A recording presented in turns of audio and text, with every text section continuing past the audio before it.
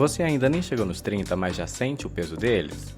Bem-vindo ao Crise dos 30 aos 21. Um espaço para rir, desabafar, descontrair e tá tudo bem estar perdido na vida adulta. Respire fundo e bora junto, viu? Oi, gente! E aí, como foi o final de semana de vocês? Tô aqui tentando reorganizar, esse podcast para tentar voltar a postar os episódios nos dias corretos. Esse aqui, com certeza vai sair na segunda-feira, eu creio. Ai, como é que foi o final de semana de vocês, gente? Meu final de semana foi de muita ralação. Eu trabalhei bastante, criei alguns babados aqui de roteiro e tal, pra já deixar alguns prontos, sabe? Pra não correr esse atraso e tal. E aí é isso. Eu decidi aqui, tive uma mini reunião com o pessoal da produtora, que eu acho que eu já posso falar o nome, será? Não lembro. Mas assim, a partir de hoje não, a partir do episódio passado, eu creio, aí já vai começar, eles mesmos vão começar a editar o podcast, então a qualidade talvez suba um pouco, mas eles vão voltar pra mim revisar e tirar o que eu acho que não tá legal e pronto. Daí, eu estava aqui cheio de novidade pra contar pra vocês, tem muita coisa que vai acontecer, gente, a partir do meu aniversário, dia 3 de setembro, tá bem aí. Eu quero muito vocês me desejando feliz aniversário, tá? Não vou aceitar menos que isso. Eu quero, assim, o meu Instagram lotado pra mim fazer igual aquelas pessoas que ficam repostando, aí tira print, manda e reposta, não sei o que. Quero, assim, um 100 story, igual do Carlinhos Maia. Um monte de bolinha ali só de feliz aniversário. E vai ser 30 anos, né? Gente, vocês acham que eu tenho que fazer alguma coisa nos meus 30? Eu vou estar sem cash, provavelmente. Investir todo o meu dinheiro num babado aí. E aí acho que eu vou estar sem money. Mas eu queria muito fazer alguma coisa no meu aniversário. É 30 anos, né, gente? Eu precisava, sei lá, nem que eu saia doida na rua, me esconda em algum lugar, sei lá, no meio do mato, refletir sobre a minha vida. E soltar o episódio da quinta-feira. Pior, né? Meu aniversário vai dar na quarta e vai ter episódio na quinta. Eu vou deixar então pra gravar o episódio da quarta na quinta-feira de manhã, que eu já vou estar com meus 30 anos completinhos. E aí eu já vou dar aquela barbarizada e explicar como é que vai estar sendo as minhas primeiras horas com 30 anos. Será que vai compensar? Daí ainda tô vendo como que eu farei, mas provavelmente não vou fazer nada muito assim não, talvez Tô perdida, gente, vocês também estão, né? Tá todo mundo perdido. Então vamos pra pauta, gente. Essa pauta hoje, ela é um pouquinho delicada como toda pauta de segunda, mas vou tentar deixar o mais leve possível, porque a pauta hoje é sobre cuidar dos nossos pais, ou cuidar dos nossos cuidadores, entendeu? Esses dias eu tava ouvindo uma entrevista e tal, e aí tocaram nesse assunto, eu falei, nossa, é verdade. E eu passei por um momento da minha vida em que eu tive que cuidar da minha mãe por muito tempo, que ela fez uma cirurgia, né? Ela colocou uma prótese no quadril, e aí eu tive que... A gente literalmente meio que trocou os papéis, sabe? E trocando os papéis, né, eu no lugar de mais autoridade, para tentar ali suprir, né, o que ela necessitava, seja comer, seja se mover na cama, porque a prótese era no quadril, então a locomoção dela ficou toda comprometida. E aí foi o ó, né? Mas graças a Deus deu tudo certo, a cirurgia. Porém, agora ela vai ter que passar por essa mesma cirurgia de novo. Já está encaminhada, já está com os exames pré-operatórios tudo feito. E aí ela vai ter que passar por essa cirurgia novamente. E aí eu pensei sobre falar sobre isso, né? Sobre um tema que não é muito falado, que é sobre o cuidar dos nossos pais, seja na velhice, seja por invalidez, seja por alguma deficiência, e como que a gente se sente, como a gente talvez deveria se portar, né? Nesse tipo de situação, né? seja nossos pais, seja os cuidadores, seja a pessoa que é responsável ou foi responsável por você por muito tempo, né? Então, é sobre esse assunto que a gente vai falar hoje, né? Vai pautar. Esse programa eu vou deixar ele de maneira um pouco mais corrida, tá bom? Porque eu acho que assim vai funcionar melhor do que com vários cortes, entendeu? Para ajudar também um pouquinho na edição, porque a minha voz eu mesmo gosto de tratar ela. Então já vamos começar assim, de maneira mais corrida mesmo. Eu acho que vai funcionar melhor para vocês e para mim. Eu fico pensando assim, às vezes, que a gente foi cuidado, né? Quando a gente era bebê, quando era criança. E aí, a gente foi bem cuidado, sabe? Foi muito bem cuidado, ou a gente foi meio mal cuidado. Todo mundo vai ter, né? As suas histórias muito particulares, suas feridas, seus buracos e por aí vai. Mas aí fica um pouco assim. A gente tem gratidão por esse cuidado, obviamente. E a gente quer retribuir esse cuidado. Ou a gente deve retribuir esse cuidado. Eu tenho esse questionamento, sabe? Se é um querer nosso cuidar de quem cuidou da gente, ou assim, a gente se vê meio que obrigado a dar esse cuidado para as pessoas na velhice, sabe? Eu fico pensando se é um dever ou se é um querer isso. Então, tudo tem suas nuances, né? É diferente. Aí o que eu acho é que fazem muita diferença essas questões. Até de forma como que a gente recebeu esse cuidado, daí a gente vai saber pautar se é um dever ou se é um querer. Já é uma boa régua pra gente medir, né? Porque eu fico pensando nos pais que passavam para os filhos aquela impressão de que cuidar dos filhos é muito trabalhoso, que é um esforço muito grande, e que você fez muito sacrifício, sabe? Durante muitos anos da sua vida, décadas para cuidar dos filhos, por obrigação, sabe? E aí, será que vira uma dívida depois isso? Será que a gente tem essa dívida com os pais? Os filhos vão ter que cuidar dos pais por dívida? Por culpa? Chega a hora que talvez as pessoas nem saibam direito se quer cuidar dos outros. Sabe? Ou não sabe, porque a gente vê, né, essa pressão de que é um dever, sabe?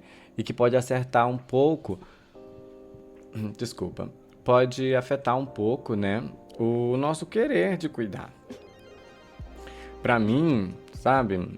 É por gratidão, sabe? Eu fiquei pensando muito. Tipo, a gente interpreta assim. É uma gratidão. Ou é uma obrigação? Mas pra mim, no meu caso particular, no meu recorte, seria por gratidão. Eu acho que eu teria o maior prazer do mundo em cuidar das pessoas que cuidam de mim, que cuidaram de mim, que continuam cuidando, sejam as minhas tias, sejam a minha mãe. Meu pai já é falecido, então é um grande whatever, infelizmente. E eu acho que depende muito, né, de como foi construído até ali. Eu tenho muita dúvida do quanto que a gente precisa cuidar, sabe? Tipo assim, eu sei que existe um conceito de abandono de incapaz, gente, pelo amor de Deus. Mas o quanto que a gente precisa cuidar de alguém que às vezes não cuidou da gente? Porque também tem esse recorte, sabe? Porque é muito difícil você reconstruir um vínculo que nem existe. Eu conheço tantas pessoas que a maior intimidade que teve, né? A maior intimidade que foi construída com os pais deles foi, infelizmente, no leito de hospital, sabe? No fim da vida. E isso é tão doloroso, imagina o tanto de tempo que você perdeu, sabe? É muito tenso. Eu acho que, para além da gente, futuros cuidadores dos nossos pais, né, e de pessoas que cuidaram da gente, para além da gente que vai retribuir esse cuidado, esse afeto, eu acho que esse episódio também é importante para as pessoas que vão receber esse cuidado, sabe? Para as pessoas mais velhas, para os pais, para os avós, sabe? Para as pessoas ali que já estão chegando na velhice. Eu acho que esse episódio seria muito importante para que eles ouçam também. Que é um episódio de falar da velhice, é falar de doença, é falar de morte, é um lugar pesado, eu sei, mas infelizmente é algo que a gente tem que falar. A gente já está entrando na casa dos 30, nossos pais estão na casa dos 50, 60, que ainda é jovem, mas agora em uma década tudo muda, entende? E no fim, né, tem um pouco de tudo. Tem um pouco do quanto que a gente consegue lidar com essa ambivalência de amor e ódio, de gratidão e rancor, que naturalmente a gente, com os nossos pais, né, ou com cuidadores, claro que conscientemente é mais sobre amor. Para algumas pessoas, infelizmente, é mais sobre ódio, né? Não teve o cuidado que acha ter merecido, ou realmente, às vezes, o pai ou mãe, os familiares, os cuidadores, não tiveram tanto tato, não estavam tão preparados para cuidar de uma criança, de uma adolescente, né? Isso é muito pesado. É um sentimento misto mesmo. Mas tem a parte em que são as inconsistências, sabe? Se a gente não reflete sobre elas, sobre essas questões, e traz um pouco disso para o relacionamento atual que a gente tem com eles em vida, né? Com os nossos pais, isso fica nos assombrando depois que eles já foram, né? Tipo, se você não teve essa conversa, esse diálogo, essa parceria, ou não pensou, não refletiu, não cuidou, né?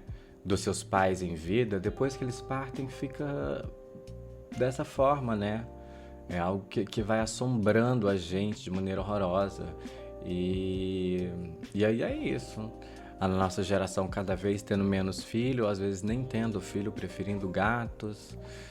E não estou falando só sobre a comunidade LGBTQIAP+, não. Eu estou falando sobre o geral mesmo, sabe? Cada vez as mulheres estão tendo menos filhos, entendeu? E parece que é uma crescente. Então, assim, para evitar aquele momento constrangedor, né? Que é o...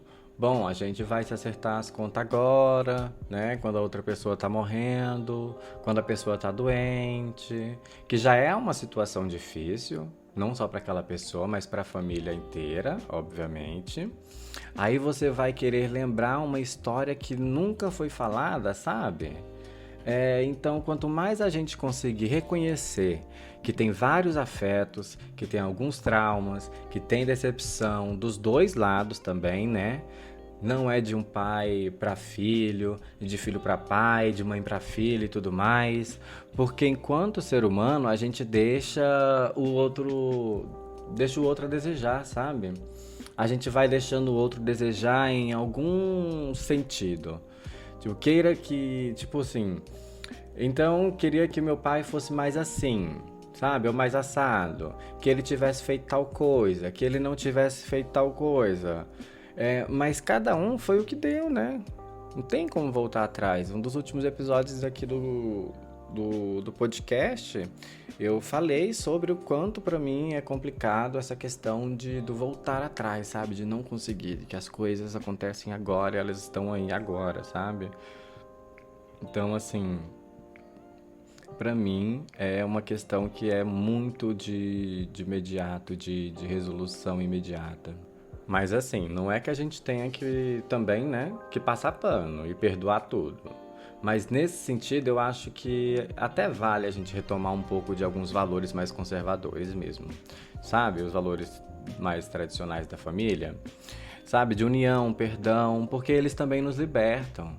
Principalmente aquelas pessoas que são mais ligadas assim na fé, com alguma divindade, tem alguma crença, sabe? Eu acho que ela ajuda a gente a se libertar dessas questões de uma forma meio paradoxal. Eles nos ajudam a entender que a gente fez e faz parte de um núcleo familiar, mas que a gente também é só um. E a gente tem a nossa própria vida para além disso. Então, conseguir não ficar tão amarrado, tão subjetivo a esses ideais, do que será que meu pai acharia disso, sabe? Esses ideais, sabe? liberta a gente um pouco disso. E fazer isso de uma despedida, sabe? Deixar essa despedida menos dolorosa, assim, menos sofrida. Pelo menos assim que eu acho. Eu acho que uma das coisas que mais me libertam, assim, na minha experiência pessoal, né, obviamente, é o fato de eu estar envelhecendo, sabe? A minha mãe me teve com 22 anos, né? E eu tô envelhecendo, tô com 30 anos já, né, praticamente. Tô aí com o pezinho no 30, sabe? Porque antes eu pensava mais assim, ai meu Deus, o que será que minha mãe faria aqui? Principalmente depois que eu casei e mudei de casa. Eu ficava, meu Deus, o que minha mãe faria nessa situação? Ah, eu acho que minha mãe saberia muito lidar com isso. Sabe, minha mãe já teria resolvido isso aqui muito fácil. Mas conforme eu vou crescendo, sabe, chegando nas idades assim que ela já passou, eu vou sacando que talvez ela também não soubesse lidar com nada disso, sabe? Nada disso que eu tô tentando lidar. Parece que às vezes cada vez que eu vou ficando mais velho, eu fico pensando não, né? Eu tenho a certeza de que a minha mãe, às vezes na minha idade, estava tão perdida quanto eu, do quanto eu tô, sabe? Obviamente, era outro tempo, outro rolê, mas eu acho que na cabeça dela, eu acho que eram os mesmos problemas e ela não sabia resolver nada também, assim. Minha mãe é uma mulher muito prática, aquela mulher que ela bate o martelo, se você der um BO pra ela, ela resolve hoje em dia, mas eu acho que ela adquiriu isso muito com a maturidade, com o tempo, sabe? Antes disso, eu acho que ela era eu. Pelo menos eu prefiro acreditar que minha mãe, na minha idade, também estava tão perdida quanto eu tô. Isso me conforta um pouco. E hoje, assim, é uma coisa que eu faço muito, que pra mim é uma grande virada de chave, sabe?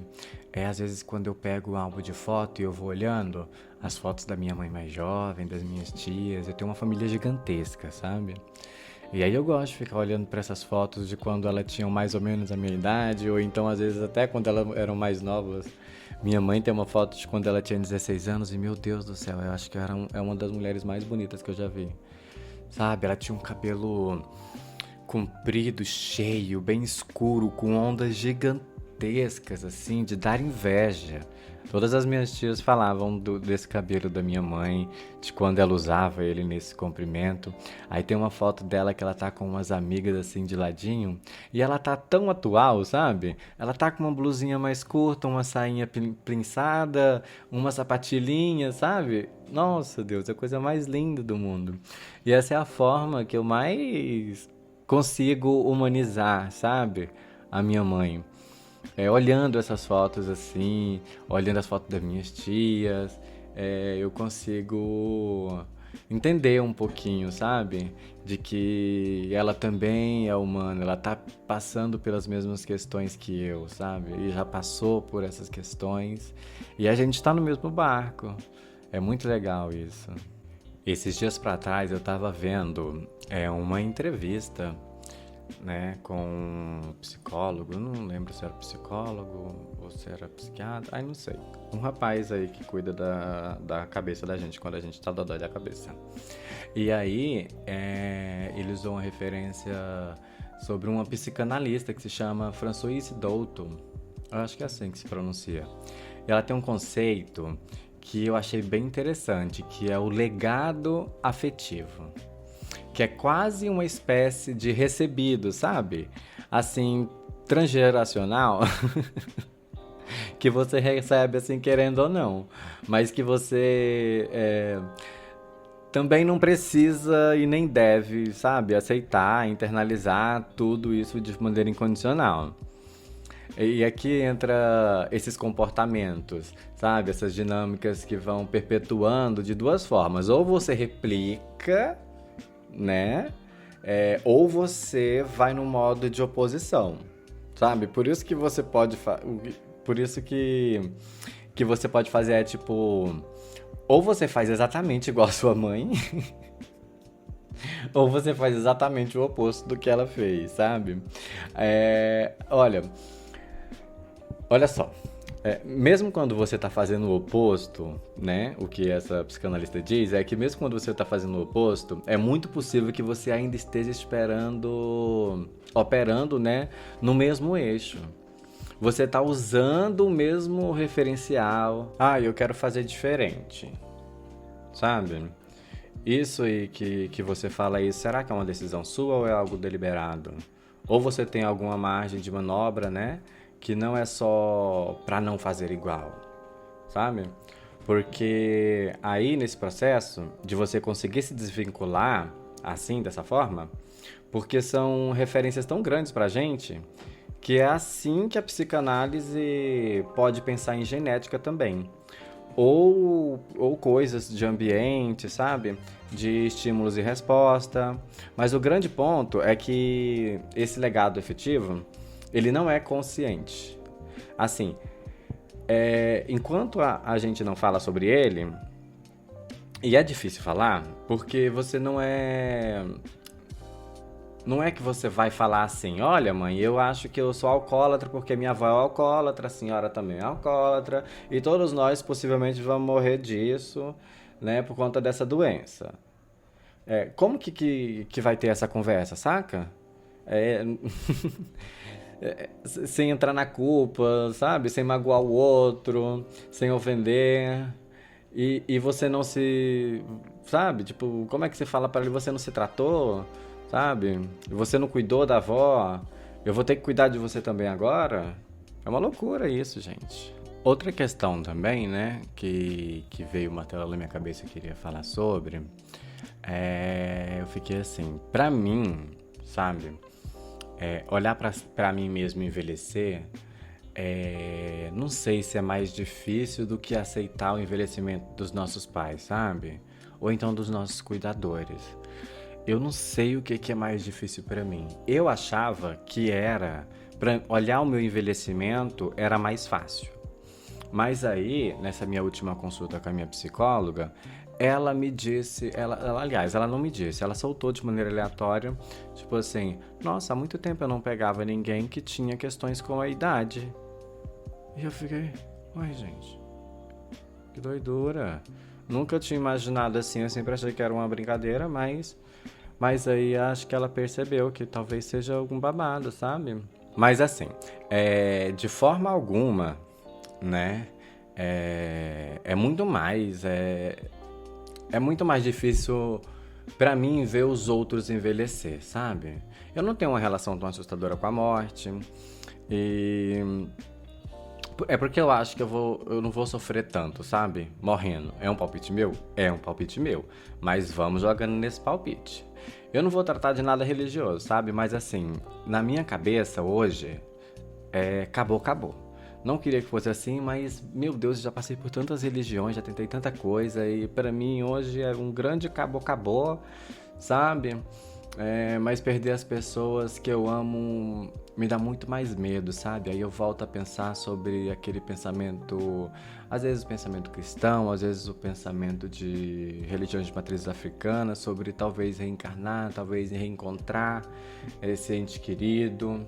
Aí eu sempre dou umas perambuladas por esses lugares, entendeu?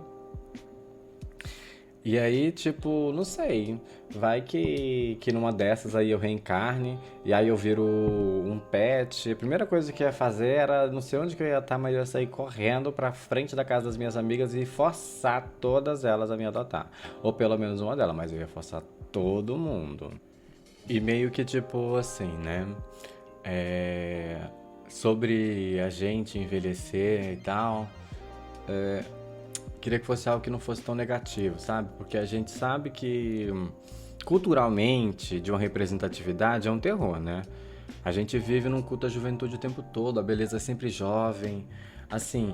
Então é por isso que tem esse desafio. A gente vive num país que está envelhecendo bastante, né? E a gente tem uma população cada vez mais velha. Cidades, por exemplo, Goiás Velho e tal, onde a população tá mais velha, mais idosa. Daí o governo pega e joga, sei lá, uma universidade estadual para lá para tentar levar gente jovem para essas cidades. e faz aquele tanto de festa, festival e tal, levando o povo a ver uma cidade histórica maravilhosa. Mas é isso, né, gente? O culto à juventude, eu acho que não é uma. A gente não vai ver o contrário, a nossa geração não vai ver, infelizmente, o contrário, né? Também não dá pra idealizar demais, sabe? A gente vê um pouco desses discursos mais atuais, assim, tipo romantização da velhice, é a melhor época da vida. Toda essa poesia pra sensibilizar, que pode até ser bonito, mas assim, não vamos também inverter o ideal, sabe? Porque tem muita dor física, emocional, perdas, debilitações, sabe? Agora que tem uma referência aí, por aí rolando, aí a gente fica pensando que talvez o melhor lugar para a gente construir, não sei se é o melhor lugar, né?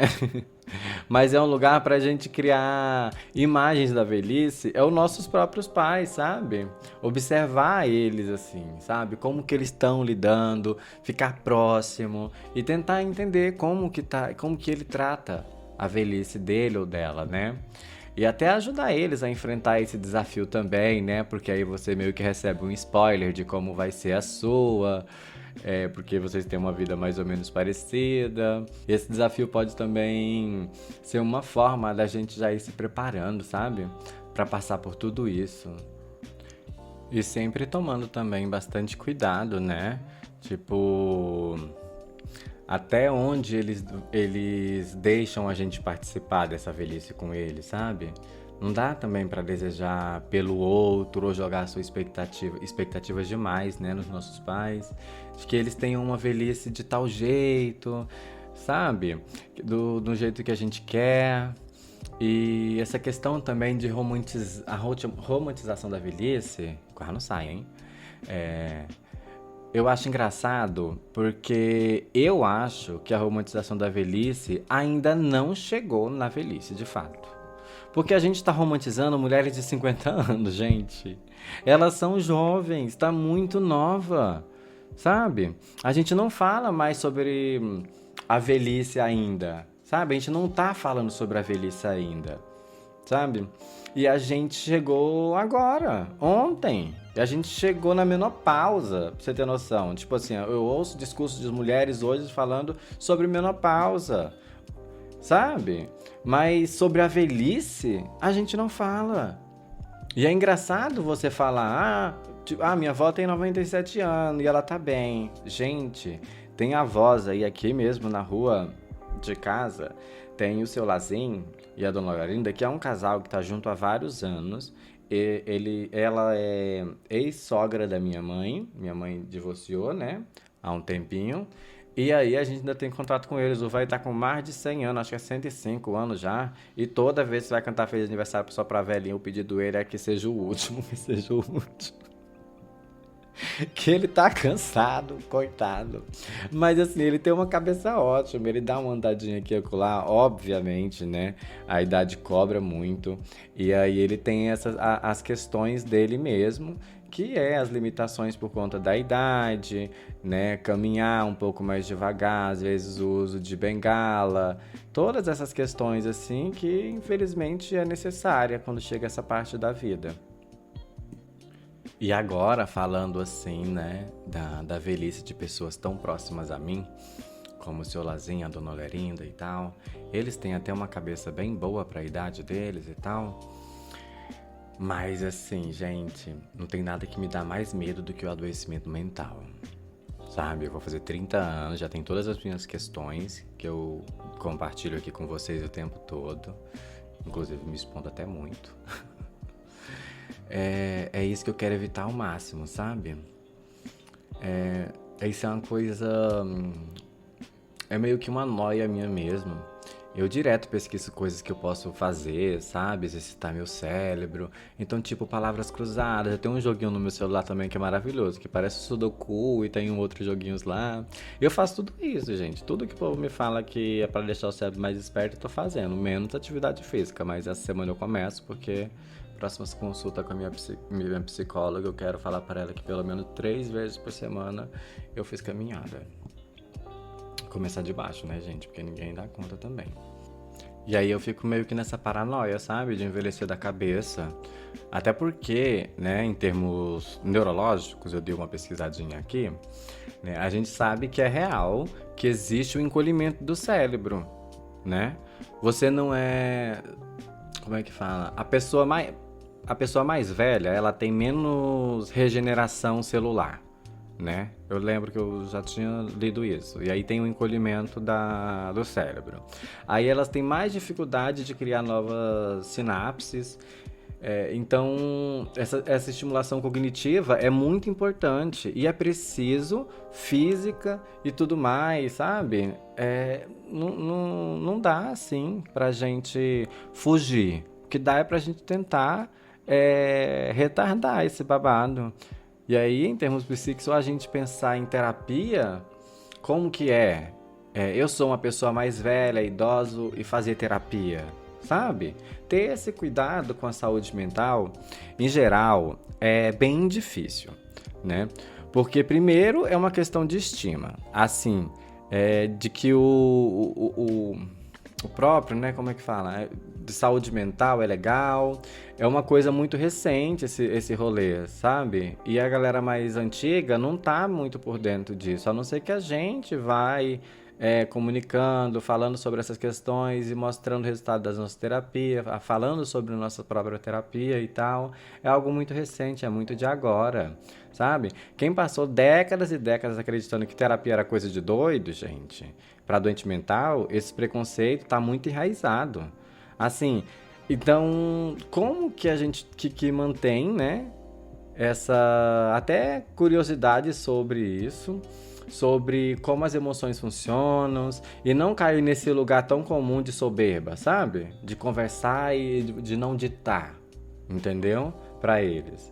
Até de muitos velhos assim, que acham que já sabem de tudo, sabe? Aqueles velhos que acham que sabem de tudo e de que é teimoso pra caramba, assim, todo tipo. Não, eu não vou fazer terapia, que alguém vai me dizer que eu tenho que fazer da minha vida, não sei o que lá, sabe? Como se que fosse isso, terapia. E terapia não é isso. Então a gente acaba encontrando muita resistência para a gente poder tentar levar nossos avós, nossos avós, nossos pais, nossas mães ou tias mais velhas, nossos cuidadores, a tentar uma terapia para poder ajudar na questão cognitiva, nas suas questões comportamentais, entende? Gente, é tão importante. Só quem aí já fez análise, já passou por psicólogo, já fez algum babado, sabe o quanto é importante você cuidar de fato da sua saúde mental, gente. Porque senão você fica tudo doido, tudo batuíra. E tem um ponto que é tão interessante assim, que pode ser um estímulo legal para algumas pessoas, sabe? Que muitas pessoas mais velhas têm as reminiscências. Eu li isso esses dias e eu fiquei apavorado. Eu tava lendo para escrever esse roteiro. Né? Elas começam a ter acesso a várias lembranças antigas dela, em lembrança da infância, lembrança do primeiro namorado, sabe? Lembranças de coisas muito aleatórias, muito boba. Eu fiquei encantado com esse rolê e muito apavorado também, sabe? Tipo assim, cara, de verdade eu acho que eu nunca tinha ouvido falar sobre isso, sabe? Que é algo muito legal. E ela começa a ter umas lembranças muito espontâneas mesmo, sabe?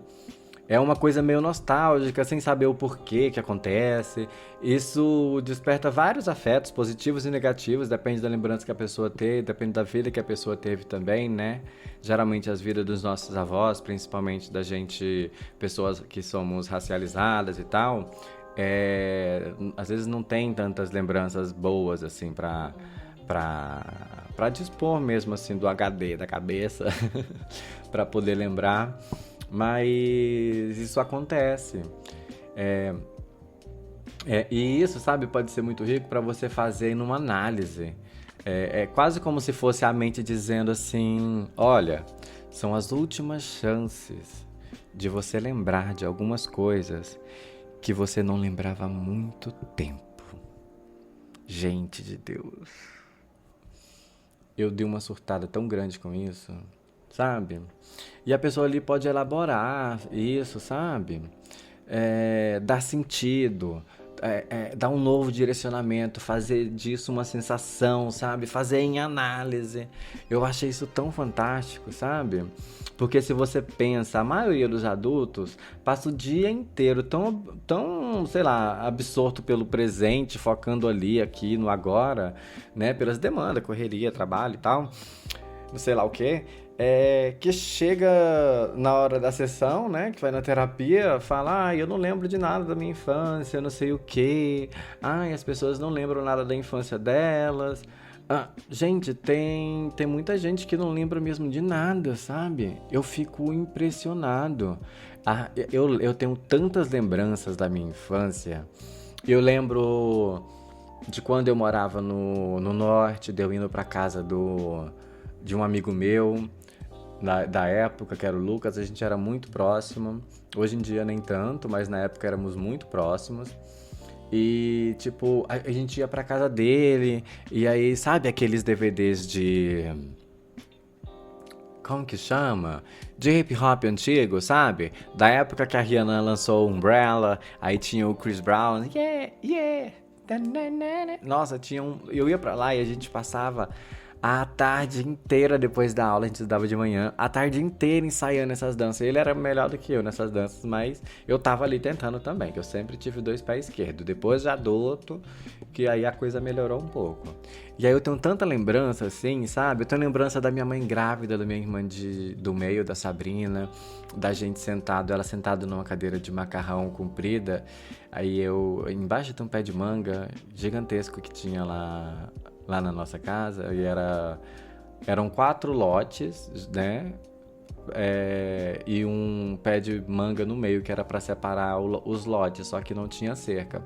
Na verdade, quando a minha mãe engravidou da Sabrina, tinha sim uma rede que cortava bem no meio o quintal, mas a minha mãe estava sentada lá debaixo e eu acariciava a barriga dela. E acariciando a barriguinha dela, e a Sabrina chutando e tal. E eu lá, todo bonitinho.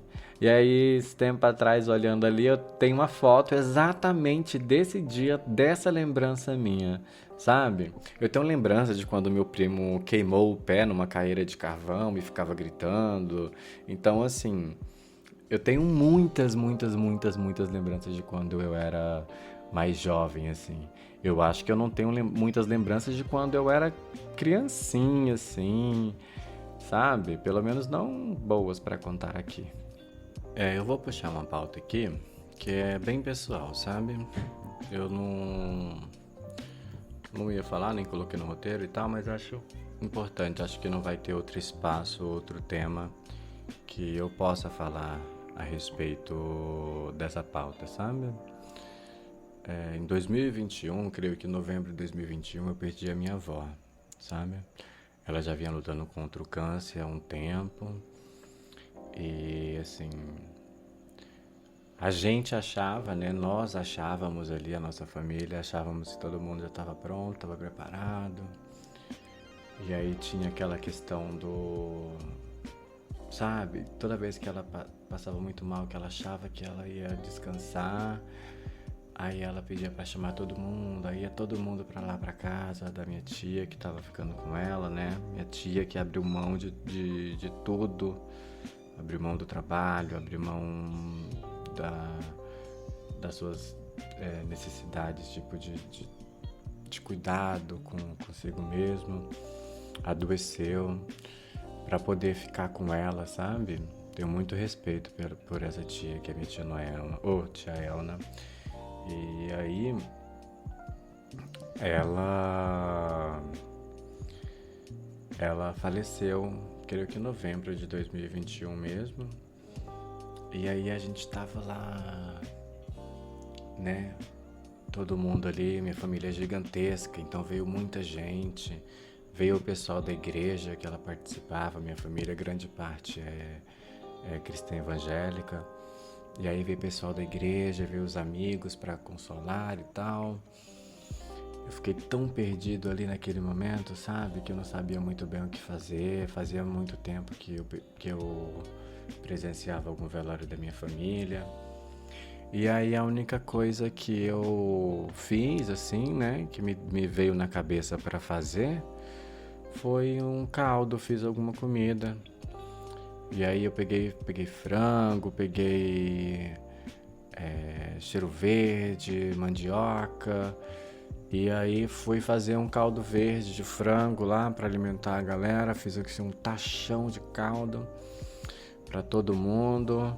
E aí o pessoal passando café e servindo biscoito. A minha tia trabalhava numa panificadora, trabalha ainda, né, há vários anos. E aí ela levou, né, aliás, o patrão dela, depois que soube do falecimento da minha avó, levou, assim, vários centos de salgado, pão, sabe? Levou um monte de comida, assim, sabe? E aí, ali naquele momento, sabe? Eu entendi, assim, que eu sabia cuidar da minha maneira, sabe? Entende? Tipo assim, eu vou trazer afeto, vou tentar trazer conforto ali. É, Em funeral, geralmente eu não choro, eu busco. É uma questão minha, assim, eu sempre tentei ficar mais uma ponte firme, sabe?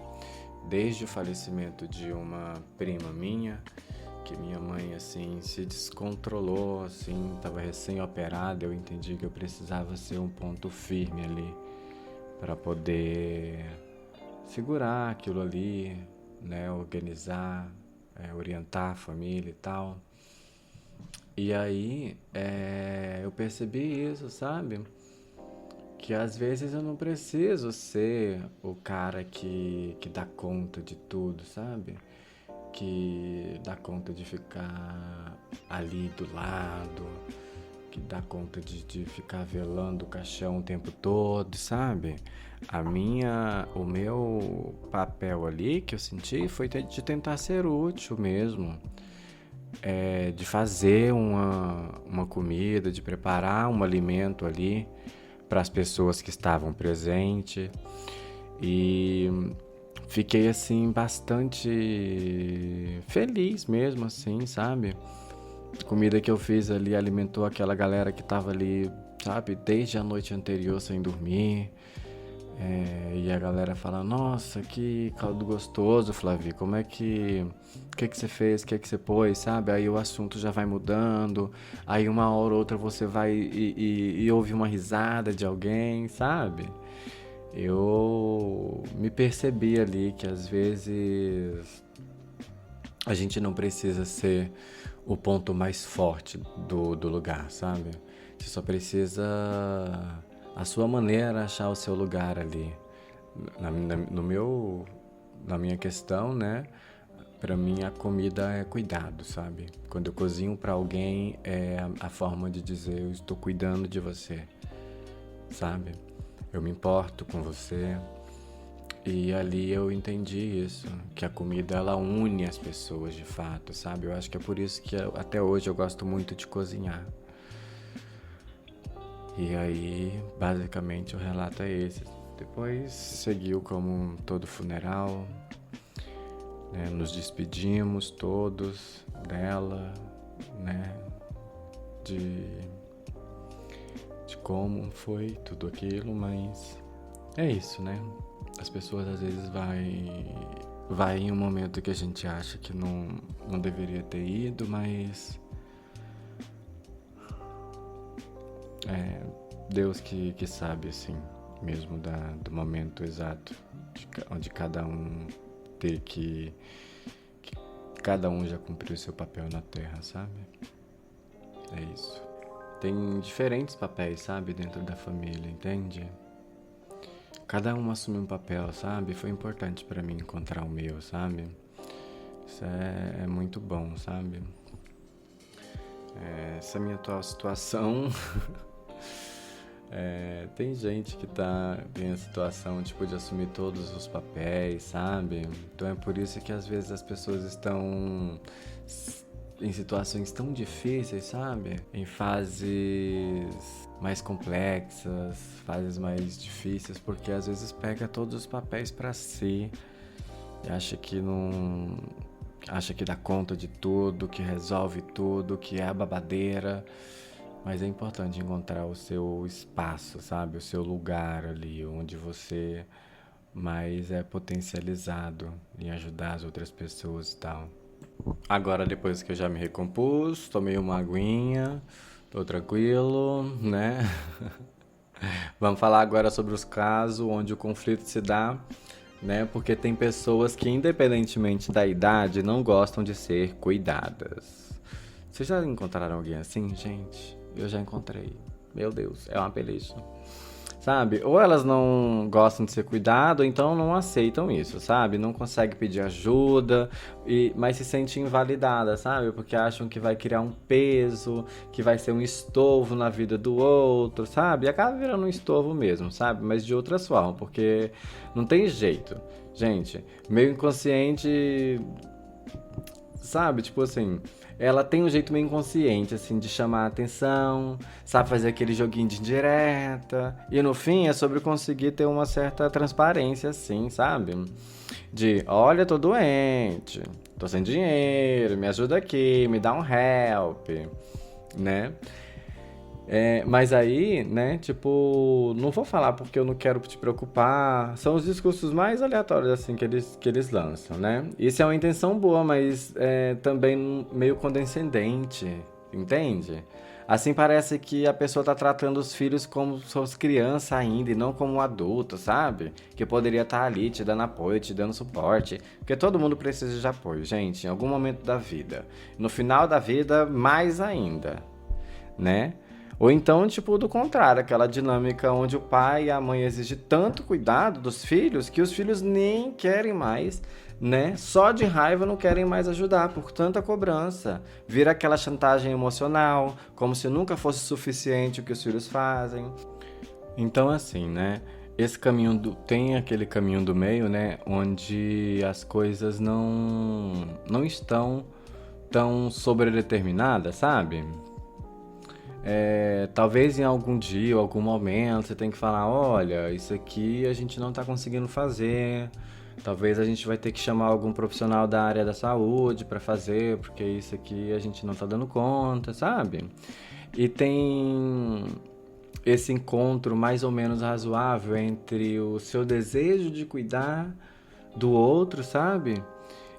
E o desejo, né, do outro ser cuidado também. E agora uma coisa assim que é falando sobre a nossa própria velhice, mas da minha em específico. Esses dias eu tava passando assim, né? Tipo, eu tava no Uber com uma colega, uma amiga, e aí eu passei por um bairro que eu morava muito tempo atrás, sabe? E aí andando naquele bairro, cara, eu fiquei, nossa, com uma sensação de nostalgia, sabe? Só que parece que tudo tinha mudado, sabe? Aí eu tava contando pra essa minha amiga, falando assim, nossa amiga, aqui antes funcionava o hortifruti, não sei o que, a gente vinha pra cá, essa rua aqui a gente era fechada, aí ficava tipo uma feira, lá embaixo tinha a panelada da Silmara, eu não sei se ainda tem, agora é só uma casa de aluguel. Sabe? Tipo, em tal lugar ficava não sei o que, agora é o Correio, ali tinha a pizzaria Pais e Filhos, que eu acho que toda cidade tem uma pizzaria Pais e Filhos. E aí eu ficava vendo essas coisas, sabe? Essas coisas que você já viu e se transformar várias vezes, né? E aí eu fico imaginando mais velho, né? A vida que a gente estava acostumado, ela foi sendo apagada, né? Os lugares que a gente visitava não existem mais, as pessoas que a gente convive às vezes não estão mais aqui. Então essa sensação de até quando, né? Eles estão dispostos a ficarem se atualizando, né? Não sei, é tipo o hortifruti virou um correio, por exemplo, sabe? Que depois virou um restaurante. É, Mas a morte da curiosidade é a primeira morte, né? Eu vejo muito assim isso. Talvez eu tava conversando. Uma vez eu tava assistindo uma entrevista que a Lília Cabral tava presente, né? E aí ela falou assim que ela não envelhece porque ela não deixa de sonhar. Ela não para de desejar algo, entende? Isso é muito bom, sabe? Então, como que se mantém vivo, né? Tipo, eu por muito tempo eu só tava existindo e perceber que eu só tava existindo, pra mim, quando eu percebi isso, eu fui perdendo o interesse pela vida. E faço das frases da Fernanda Torres, né? Parafraseio ela aqui agora, que uma das coisas mais perigosas que o ser humano que pode acontecer com o ser humano é perder o interesse pela vida. Então é algo extremamente perigoso. Desculpa. E que a gente sempre tem que estar por aí, buscando algo que a gente queira, não algo que seja produtivo, sabe? Mas só algo que a gente queira. Por exemplo, esse podcast eu criei ele por conta da minha necessidade de falar. E aí eu tô aqui falando, e tá sendo ótimo pra mim. Quando eu falei no início que esse podcast pra mim seria um lugar de terapia mesmo, sabe? De poder falar das minhas questões. Eu sei que às vezes eu me exponho até demais aqui em um programa ou outro, numa situação ou outra, mas é isso, sabe? Eu tenho um público hoje que me ouve, que tem crescido, mas não tem se inscrito. Então você aí, que sempre está me ouvindo meus podcasts e não se inscreveu, se inscreva. Se estiver pelo Spotify, se inscreve no Spotify e avalia com 5 estrelas, por favor. E aí é isso, sabe? Eu fui resgatando isso, assim, aos poucos, sabe? O interesse pela vida de novo, me reconectar comigo mesmo, sabe? Me colocar em primeiro plano, em saber que eu sou a minha maior prioridade, que quando a farinha é pouca, o meu pirão tem que ser feito primeiro, entendeu? E aí eu acho que é exatamente por esse lugar, assim, que tem me deixado vivo. Eu creio assim, né? Que quando a gente fala sobre a romantização da velhice, e como a gente não enxerga a velhice, eu acho que a gente também não tem paciência, sabe? Pro outro. Isso é uma coisa que o idoso traz muito, né? Reparei que muitas vezes eu vejo uma mesa assim em almoços grandes de outras famílias que eu já fui, do meu ex-namorado, inclusive. Tem uma mesa assim cheia de gente, todo mundo tá trocando ideia, tem menino correndo, sabe? E o idoso fica lá quase acuado, sabe? De longe, porque a conversa é muito em gíria, às vezes é um ambiente barulhento, sabe? Tem que ser um lugar mais silencioso, senão ele fica confuso, ele não vai entender, não vai conseguir fazer as perguntas que ele quer saber, não vai conseguir interagir na mesa. Então, de que adianta ter convidado esse idoso, né? Se você não vai ter tempo para ele, né? É um dos grandes perigos aí que existe nesse babado. Você convidar uma pessoa de mais idade e o ambiente não tá propício para receber essa pessoa. E o pior é porque essa pessoa geralmente é da sua família. Isso, né, que a gente falou lá em cima sobre as memórias que voltam, né, em determinado lugar, em determinado grau da velhice. Quando a minha avó estava doente, eu voltava da faculdade e o meu ponto de ônibus ficava bem pertinho da casa dela, da minha tia. Aí às vezes eu passava por lá e aí sentava do lado dela e a gente ia proseando um pouquinho.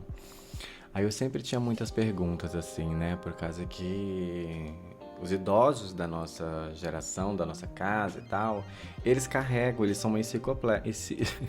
Como que fala, meu Deus? Enciclopédia. Eles têm muita coisa ali para oferecer, a gente aqui não busca. Eu lembro de sentar com ela lá e ela me contava histórias assim de quando ela era jovem, de quando ela saía com a minha avó, que minha avó era muito danada, gostosa, gostava de sair pra dançar. Minha avó era uma índia gigantesca, gente. E aí ela gostava de sair pra dançar. A minha avó materna, que digo, a dona Terezinha, que foi a minha avó de criação, ela era bem pequenininha, uma maranhensezinha bem pequenininha, quebradora de coco, magrinha, cintura fininha, coisa mais linda do mundo. E aí ela contava essa história que minha avó materna, mãe da minha mãe, biológica, sempre gostava de sair, de perambular por aí, né? Muito namoradeira, ela falava. E aí ela tava lá contando dos casos que ela tinha. Não a minha avó Terezinha, né? Que a minha avó, a outra, a avó Sebastiana tinha. Que os podres dela ela não contou não, mas os dos outros ela contou. E aí ela contava, aí ela foi me contando do meu pai, sabe? Ela foi falando sobre o meu pai, de como que ele era não sei o quê, que ele era um cara bom. Aí veio falando que meu pai já é falecido, né? Faleceu há muitos anos. Eu era bem criança ainda. E aí foi falando do meu irmão, né? Que faleceu há muitos anos também. Bem antes do meu pai, oh Deus. O povo foi morrendo, né? E aí ela foi falando, né, que eu parecia muito com ele e tal. E aí eu lembro de umas 2, 3 vezes mais ou menos que eu cheguei lá, na casa em que ela tava.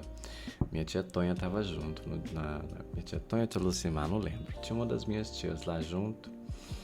Aí eu cheguei lá e aí ela olhou pra mim, né? Eu tava bem no estilo que meu pai usava, um cabelo mais cortado, assim, mais bagunçadinho também. Meu pai tinha um cabelo encaracolado, assim, escuro, uma barba cheia escura e a estrutura dele também era igual à minha, bem estreito. E aí ela pegou e me chamou de Fábio. Falou, Fábio, não sei o quê. E como é que tá os meninos? E a Biu, hein? Tipo assim. Aí eu, tá tudo bem, dona Terezinha, não sei o que, sabe?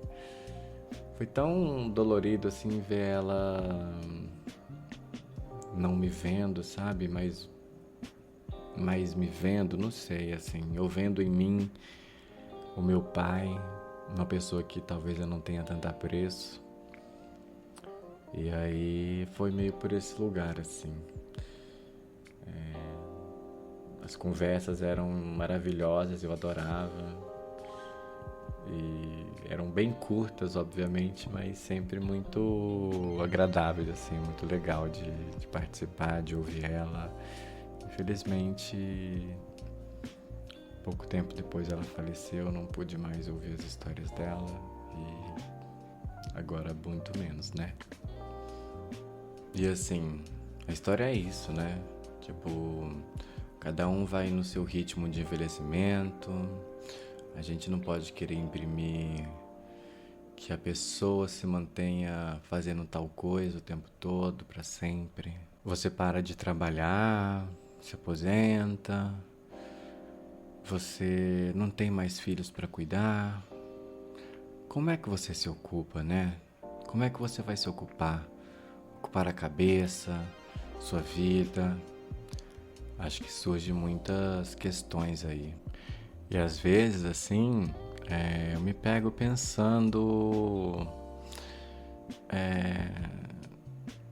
em casais, sabe? Casal de velho, sabe? Como que é envelhecer junto com alguém, sabe? Como que encara esse processo de envelhecimento juntos? Em qualquer idade que seja, sabe? Pode ser inclusive com uns 40 anos de idade e tal, já, né? E você às vezes já tá se sentindo velho. Os dois ali pensando, bom, e aí, né? parece que tem um pacto, assim, sabe? Tipo, eu deveria ter um pacto sobre esse envelhecimento compartilhado, que muitas vezes parece que ele se quebra porque tá além do nosso controle e às vezes além do nosso alcance também, né? É muito bonito quando isso consegue se sustentar por muito tempo. Outra vez, né? Tipo, até o fim da vida, sabe? Que é um pacto de conseguir envelhecer mais ou menos do mesmo jeito, com um ritmo parecido, com um pouco de dignidade e uma graciosidade, sabe? Você sabe o que eu quero dizer com isso? Não sei se vocês estão conseguindo entender, acho que eu tô num devaneio aqui. Sabe, é de que os dois consigam seguir, sabe, por uma curva no meio da elevação, mesmo que seja só com a aproximação do fim, de conseguir inspirar, sabe? Um inspirar o outro, em vez de jogar o outro para baixo e para degradação, sabe? Eu não sei, assim, se a nossa geração vai conseguir fazer isso, sabe? Como que você vai encarar, né, o fim da vida? Como você vai encarar a morte? Essas são perguntas que, tipo, são muito existenciais, que a gente não sabe até a hora que isso for acontecer com a gente. Só que essa degradação, ela é meio inevitável, porque ela pode ser mais feia, pode ser mais bonita, pode ser mais rápida ou demorada, e mais controlável ou descontrolável, sabe? Ou descontrolada. Mas ela vai acontecer. Que é você perder a energia para fazer as coisas, perder um pouco da curiosidade, da coragem, de querer descobrir coisas novas. Essa renovação que vai nos mantendo vivos assim, sabe? Aí eu fico pensando que quando a gente tem duas pessoas fazendo isso juntas, quando você escolhe alguém para passar a sua vida, sabe, com ela, mas também é alguém para enfrentar a morte junto com você. Se tudo der certo, né? Tipo, a velhice é quando a vida deu certo, é quando você tem a certeza que a sua vida deu certo. É quando você chega na velhice, né? Sabe, não tem como você saber de antemão o que vai acontecer, né? Mas muitas vezes se vê cada um encarando a velhice de um jeito diferente.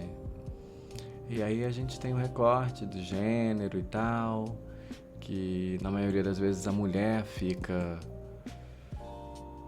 pra trás, que o marido parte primeiro.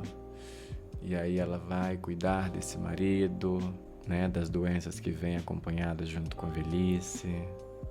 Eu ouvi esses dias uma história, né, de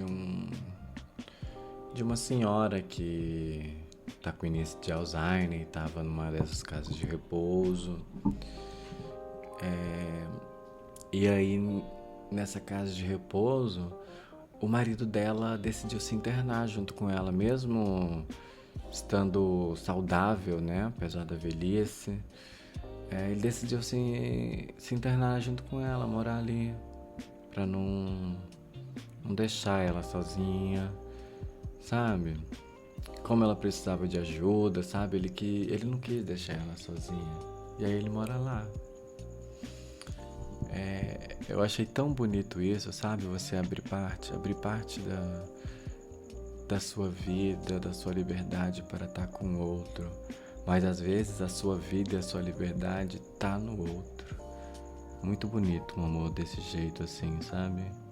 Queria ter a sorte de encontrar alguém assim, sabe? Que me visse nesse lugar e me desse esse grau de importância. Queria ser essa pessoa para alguém também. Acho que de novo, né? Eu volto àquela questão, né? Às vezes o casal não precisa ser o centro, sabe? Ou a família. Eu acho que o foco, de verdade, tem que ser as amizades. Eu consigo imaginar mesmo, assim, eu com meus amigos mais próximos, rachando enfermeiro pra gente, pra cuidar da gente, sabe? Jogando bingo no domingo, jogando dominó. Ai, seria muito bom, sabe? Tá do lado das pessoas que a gente realmente ama, no futuro, né? E a gente consegue fazer isso, assim. Cara, que bom, assim, sabe? Ficou um episódio gigantesco. Olha aí, pra quem gosta de episódio grande, tá aí seu episódio grande pra você lavar sua loucinha, vai dar pra fazer faxina na casa. Que bom, sabe? Assim, que eu consegui trazer esse tema, né? Falando sério. É, Muito obrigado a você aí que ficou comigo até agora, até aqui. Agradeço de verdade, sabe? É, Nossa, eu juro que me fez muito bem esse episódio, assim. Espero que ajude aí vocês que ouviram, né? Que nunca pensaram sobre esse assunto, né? Ou que estão vivendo esse dilema. E obrigado de novo, de verdade, cada um de vocês aí. E é isso aí, gente. Sigam a gente nas redes sociais, tá? Crise dos 30 aos 21. E me siga também no Instagram, que é o @oiflavi com 2 L's. Muitíssimo obrigado por ter chegado até aqui no finalzinho. Beijo pra todos e não surtem.